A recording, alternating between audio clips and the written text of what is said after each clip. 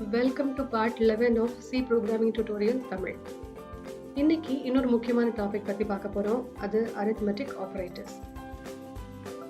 ஆப்பரேட்டர்ஸ்னா என்ன அப்படின்னு பார்த்தீங்கன்னா, நம்ம பண்ற எல்லா ப்ரோக்ராம்ஸ்க்குமே ஒரு கம்ப்யூட்டேஷனுக்காக தான் அப்படின்னு நமக்கு தெரியும். அந்த கம்ப்யூட்டேஷன் எது மாதிரினாலும் இருக்கலாம். ஒரு பேசிக் மேத்தமெட்டிக்கல் கம்ப்யூட்டேஷனாக இருக்கலாம், இல்லைன்னா ஒரு network based data send and ரிட்ரீவலாக இருக்கலாம். அது என்ன மாதிரியான ஒரு அப்ளிகேஷனாகவும் இருக்கலாம். ஸோ பேசிக் கம்ப்யூட்டேஷனுக்கு என்னெல்லாம் தேவைப்படுமோ அது ஃபுல்லாக ஒரு ப்ரோக்ராமிங் லாங்குவேஜ் சப்போர்ட் பண்ண வேண்டியது அவசியம். ஸோ அதை சப்போர்ட் பண்ணுறதுக்கு தான் நம்மக்கிட்ட ஆப்பரேட்டர்ஸ் அப்படிங்கிற ஒரு ஃபீச்சர் எல்லா ப்ரோக்ராமிங் லாங்குவேஜஸ்லையும் இருக்குது. இன்றைக்கி நம்ம பார்க்க போகிறது சி ஆப்பரேட்டர்ஸ், அதில் குறிப்பாக அரித்மெட்டிக் ஆப்பரேட்டர்ஸ். நம்ம மேத்ஸில் படித்த அதே அரித்மெட்டிக் கம்ப்யூட்டேஷன் சிம்பிள்ஸ் தான் இங்கேயும் நம்ம யூஸ் பண்ண போகிறோம். So addition, subtraction, multiplication, division, இதுதான் பேசிக் அரித்மெட்டிக் ஆப்ரேஷன்ஸ்னு நமக்கு தெரியும். அதுதான் நான் இங்கே கோடாக எழுதியிருக்கேன். ஃபார் எக்ஸாம்பிள், இப்போ நான் 2 வேரியபிள்ஸ் டிக்ளேர் பண்ணியிருக்கேன், இன்ட் ஏ அண்ட் பி. அதுக்கு ஒரு வேல்யூவும் கொடுத்துருக்கேன். இப்போ சம்னு ஒரு வேரியபிள் டிக்ளேர் பண்ணியிருக்கேன், அது a + b அப்படின்னு நம்ம சொல்லியிருக்கேன்.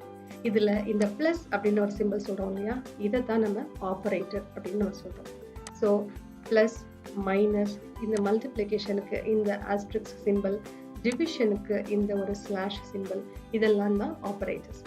அரித்மெட்டிக் கம்ப்யூட்டேஷன் பண்ணுறதுக்கு சப்போர்ட் பண்ணக்கூடிய சிம்பிள்ஸ் தான் நம்ம அரித்மெட்டிக் ஆப்பரேட்டர்ஸ்னு சொல்கிறோம். ஓகே, 5ஆவதா இங்கே மாட் அப்படிங்கிற இன்னொரு வேரியபிள் வச்சுருக்கேன். இதை நான் a%b அப்படின்னு போட்டிருக்கேன். இது ஒன்று தான் நம்ம மேத்ஸில் அதிகமாக பயன்படுத்தாத ஒரு விஷயமா இருக்கும். அதனால அதை எக்ஸ்பிளிசிட்டாக நான் எக்ஸ்பிளைன் பண்ணிடுறேன். மித்த 4மே நமக்கு ஃபெமிலியர் தான்.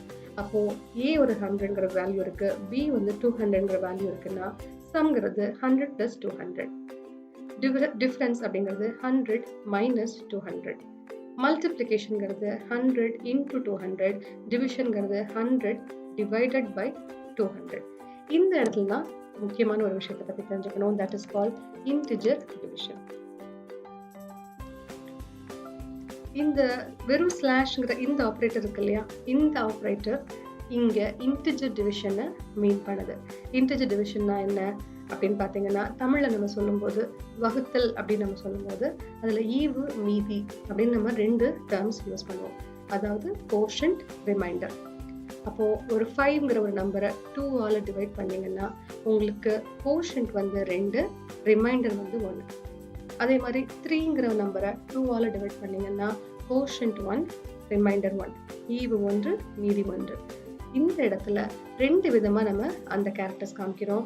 இந்த ஸ்லாஷ்ங்கிறது ஈவையும், இந்த மாடுலஸ், இந்த ஆப்ரேட்டர் பேர் இந்த இடத்துல மாடுலஸ் ஆப்ரேட்டர். இந்த பர்சன்டேஜ் சிம்பிள் யூஸ் பண்ணுறோம் இல்லையா, இதுக்கு பேர் மாடுலஸ் ஆப்ரேட்டர்.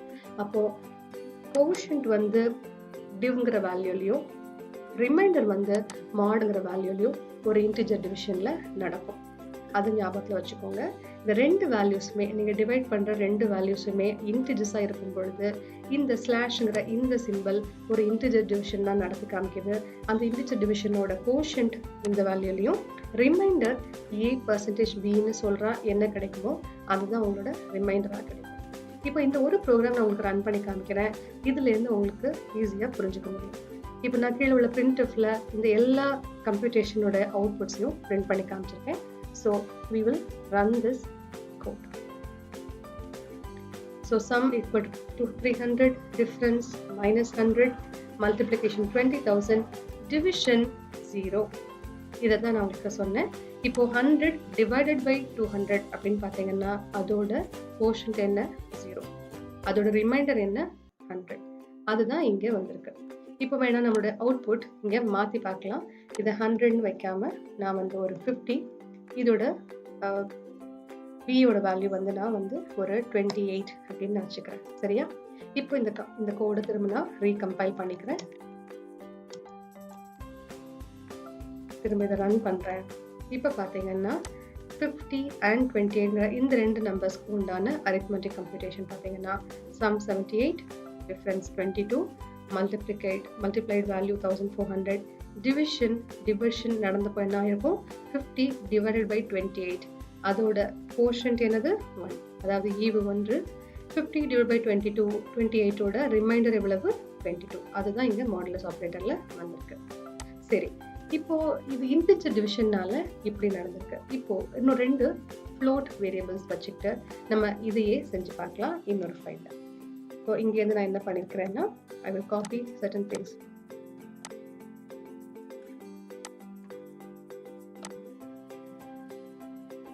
ஓகே, இங்க நான் வந்து 2 ஃப்ளோட் வேல்யூஸ் வச்சுக்கிறேன். a வந்து 12.42 and I have another variable float b which is 3.123 and I have another variable result which will give me a divided by b and இதை நான் print பண்ணி பார்க்க போறேன். ஒரு %f float வேல்யூல print பண்ணி பார்க்க போறேன்.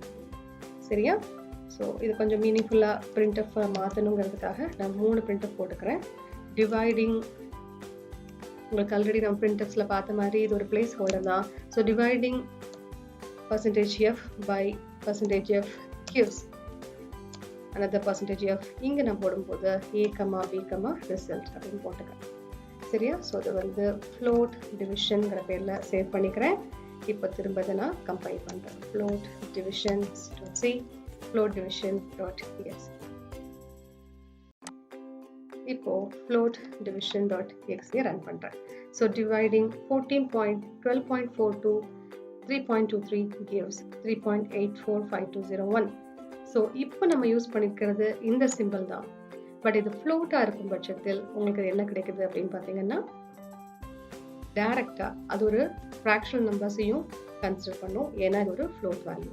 அப்போ நம்ம இங்க சொன்ன explanation is purely for integer division.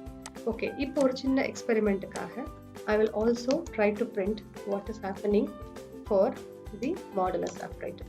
இப்போ இந்த மாதிரி %b நான் இங்க போடுறேன் and %f அப்படின்னு சொல்லிட்டு இங்க நான் ரிசல்ட் 2ஐயும் print பண்ணி பார்க்கிறேன்.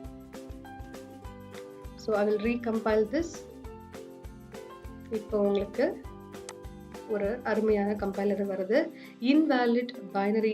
invalid operands to binary percentage. So இதுதான் முக்கியமா நம்ம தெரிஞ்சுக்க வேண்டியது. ஓகே, ஸோ இந்த சிம்பிள் மாடுலோ ஆப்ரேட்டருங்கிற இந்த simple is applicable only for integers. புரிஞ்சுதா?